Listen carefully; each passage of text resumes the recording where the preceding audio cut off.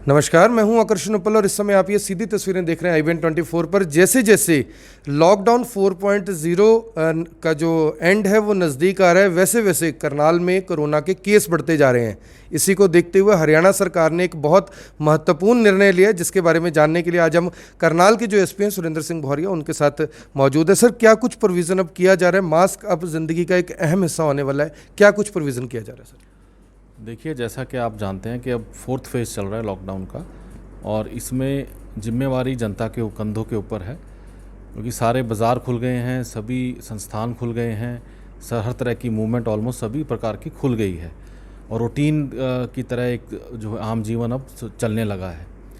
तो इसमें क्योंकि आप देख रहे हो केसेस बढ़ रहे हैं, लेकिन मोस्टली वो हैं जिनकी ट्रैवल हिस्ट्री है, कोई इसमें पैनिक करने की आवश्यकता नहीं है, और जो पॉजिटिव भी आ रहे हैं और वो अपना 4-5 दिन में रिकवर होकर घर भी जा रहे हैं। तो इसमें कोई ऐसी घबराने की बात नहीं है।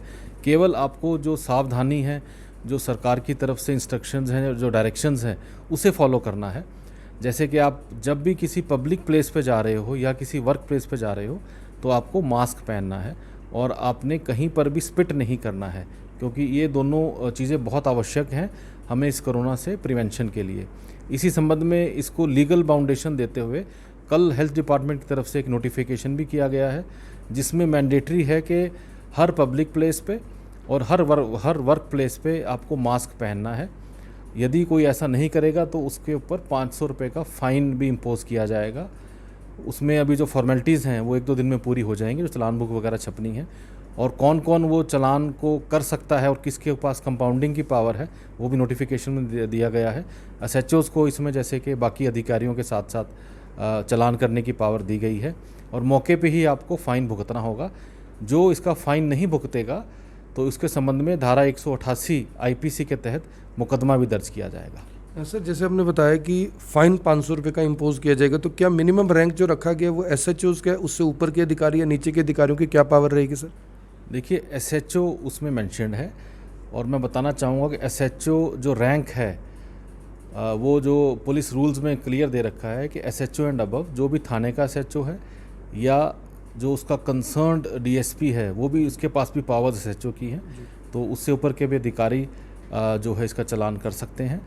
और साथ साथ जो इसमें अभी फॉर्मेलिटीज़ हैं, जैसे चालान बुक भी छापनी है, उसको रिसिप्ट देनी है, तो वो फॉर्मेलिटीज़ 1-2 दिन में आने वाले में आगे पूरी हो जाएंगी। अगर यानी नहीं होता सर, तो एफआईआर लॉन्च करके जो भी कानूनी प्रक्रिया उसके तहत कार्रवाई होगी? बिल्कुल, उसमें नोटिफिकेशन में क्लियर लिखा है, जो इस फाइन को नहीं भरेगा, पहली तो जो है कंडीशन है फ़ाइन की, मौके पे फ़ाइन देना होगा।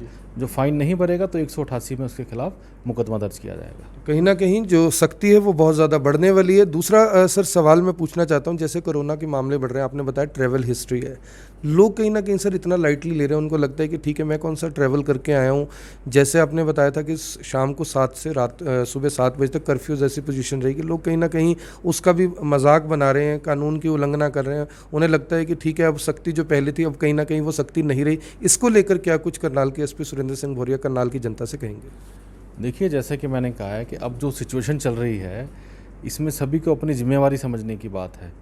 नंबर 1, जो ट्रैवल करके आ रहे हैं, खासकर ऐसे एरिया से जहां ऑलरेडी काफ़ी इन्फेक्शन है, फॉर एग्जांपल दिल्ली से या महाराष्ट्र से या और किसी ऐसी जगह से, तो वो तुरंत जो है वो मैंडेटरी है कि इसकी सूचना वो प्रशासन को देंगे, और यदि कोई सिम्टम है या जैसे डॉक्टर एडवाइस करते तो अपना टेस्ट भी कराएंगे। यदि कोई ऐसा नहीं कराएगा तो उसके विरुद्ध भी केस दर्ज किया जाएगा। आपने जैसे देखा एक केस में काफ़ी लापरवाही बरती एक व्यक्ति ने, उसके खिलाफ भी मुकदमा दर्ज किया गया है। दूसरा, क्योंकि अब जो है आपको अपना लाइफस्टाइल बदलने की आवश्यकता है। ये ऐसा नहीं कि 2 या 4 दिन, 10 दिन, 15 दिन में ख़त्म हो जाएगा, और आपको साथ साथ अपना काम भी करना है, क्योंकि सबको ट्रैवल भी करना है, सबको अपने ऑफिस में, अपनी दुकान में, अपनी फैक्ट्री में काम भी करना है। तो आपको अपना लाइफस्टाइल चेंज करके जो प्रिकॉशंस है उसे फॉलो करते हुए अपना जीवन व्यापन करना है। आप ये मत समझिए कि आपने मास्क इसलिए पहनना है कि आपका चालान ना हो।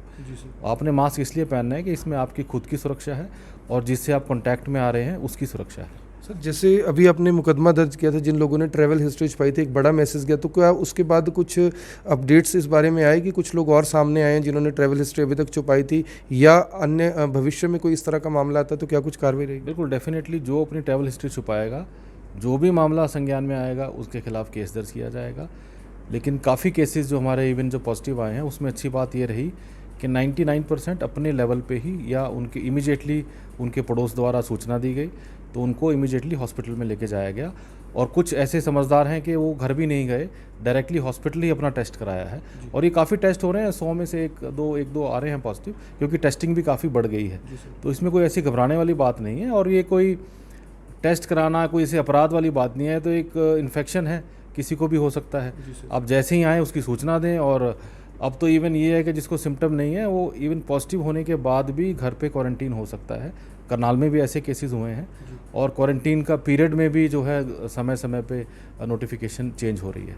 सर कुछ लोगों से हमारी बात हुई कि आप टेस्ट करवाने में परहेज क्यों करते हैं। वो कहते हैं कि जो पड़ोस के लोग हैं वो कहीं ना कहीं नफरत की भावना रखने लग जाते हैं, यानी हेजिटेट करते हैं बात करने से पहले। 1-2 केसेस ऐसे आए थे, पुलिस ने बहुत सख्ती से उस पर कार्रवाई की। क्या कुछ मैसेज देना चाहेंगे सर? कहीं ना कहीं यानी लोगों के डर का कारण ये भी है कि जो पब्लिक बायकॉट है कहीं ना कहीं वो हो जाता है।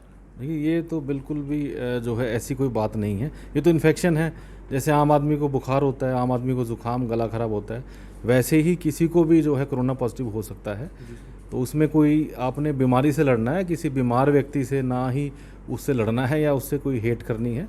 तो उसमें तो बल्कि जो व्यक्ति इन्फेक्टेड है उसको और ज़्यादा केयर की और सपोर्ट की आवश्यकता है, ना कि कोई उसके जो है बुरी नज़र से देखे। तो ये मैं अपील करना चाहूँगा आपके माध्यम से, यदि कोई आपका जानकर पॉजिटिव आता है तो आप उसे और ज़्यादा सपोर्ट करें, उसे और ज़्यादा केयर करें। और इसमें बिल्कुल भी ये ना सोचें कि वो आपके लिए ख़तरा है। यदि आप प्रिकॉशंस अपने अपना रहे हैं तो इसमें कोई दिक्कत वाली बात नहीं है। आखिरी सर सवाल है, क्राइम को लेकर सर क्या पोजीशन है? जैसे जैसे लॉकडाउन में ढील मिल रही है, क्राइम उस तेज़ी से तो नहीं बढ़ रहा जैसे पहले था। अब क्या पोजीशन है सर? जो FIR दर्ज हो रही थी, जो इंक्वायरीज थी, क्या कुछ उसमें चल रहा है? क्योंकि कुछ इंक्वायरीज भी पेंडिंग थी। पुलिस पहले कह दी थी कि लॉकडाउन है, अब उन केसों में किस तरह की तेज़ी लाई जा रही है? देखिए, जैसा आप जानते हैं कि जब बिल्कुल लॉकडाउन के पहले 2 फेज़ थे, उसमें रूटीन का काम बिल्कुल बंद था और क्राइम आप बिल्कुल 70% के आसपास फॉल डाउन जो आया था, हमारा डाउनफॉल था 70% के आसपास।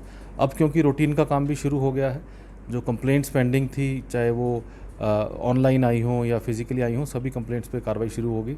जो केसेस पेंडिंग थे उन पे कार्रवाई शुरू होगी। और साथ साथ जो कोर्ट की डायरेक्शंस हैं, जैसे कोर्ट से भी बार बार अलग अलग डायरेक्शंस आ रही हैं, उनको कैसे SOP बनाया गया है कि कैसे पेश करना है। जितने भी हम अरेस्ट करते हैं सबके कोविड टेस्ट कराए जा रहे हैं। और जब उनको जेल में भेजते हैं वहाँ पर भी 14 दिन के लिए क्वारंटीन में रखा जाता है। और अभी हम ये भी बातचीत चल रही है कि वीडियो कॉन्फ्रेंस के थ्रू इनको पेश कराया जाए। और दूसरा जो ज़्यादा आवश्यक है, जो हमारे मुलाजिम हैं उनकी सेफ्टी के बारे में भी SOP बनाए जा रहे हैं। मेरी आपके माध्यम से ये अपील है कि थाने में भी कृपया करके 1 या 2 व्यक्ति से ज़्यादा ना जाएं। और थाने में भी हम 1-2 दिन में सिस्टम स्टार्ट कर रहे हैं कि कोई अंदर नहीं जाएगा, अपनी कंप्लेंट बॉक्स में रखेंगे। और प्लास्टिक के कर्टेंस अब हम बनवा रहे हैं जो अगले 2-3 दिन में तैयार हो जाएंगे। तो उसमें भी मिनिमम कॉन्टैक्ट रखना है। आपकी जो कंप्लेंट है वो जो हमने UV बॉक्सेस बनाए हैं उसमें पहले रखी जाएगी, उसके बाद वो मार्क होगी। इमरजेंसी है, पुलिस आपके पास पहुंच जाएगी, आपको किसी थाने चौकी में आने की आवश्यकता नहीं है। तो ये थे, thank you sir, thank you very much. तो ये थे करनाल के SP सुरेंद्र सिंह भौरिया। बहुत अच्छे तरीके से बताया कि करनाल जिस तरह से पहले भी करनाल पुलिस हाईटेक होकर काम करती रही, कहीं ना कहीं अब फिर उसकी तरफ जो कदम है वो बढ़ाए जा रहे हैं। अब जो क्राइम था उसके ग्राफ में बहुत यानी कि गिरावट आई है और कोशिश है कि वो बहुत ज़्यादा ऊपर ना जाए। और जो सबसे मुख्य बात थी वो ये थी कि अब जो मास्क है वो आपकी ज़िंदगी का बहुत अहम हिस्सा होने वाला है। अगर आपके पास 5 या 10 रुपये का जो मास्क आ जाता है बाज़ार में, अगर आप उसका लालच करेंगे, मास्क आपके पास नहीं होगा तो आपको 500 रुपये का जो जुर्माना है वो भरना पड़ेगा। और अगर आप मौके पर उस जुर्माने को नहीं भरते तो कहीं ना कहीं आपके ऊपर FIR दर्ज करके जो कानूनी प्रक्रिया वो कर दी जाएगी, जो कि आपके जीवन के लिए भी कहीं ना कहीं नुकसानदायक है, क्योंकि रिकॉर्ड में एक FIR खड़ी हो जाती है कि इस मामले में आपके ऊपर एक मामला जरूर दर्ज है। आप देख रहे हैं इवेंट 24। मैं हूँ आकर्षण उपल, करनाल से अपने सहयोगी लक्ष्य वर्मा के साथ, करनाल के सुप्रिटेंडेंट ऑफ पुलिस ऑफिस से आप सभी के साथ लाइव। धन्यवाद।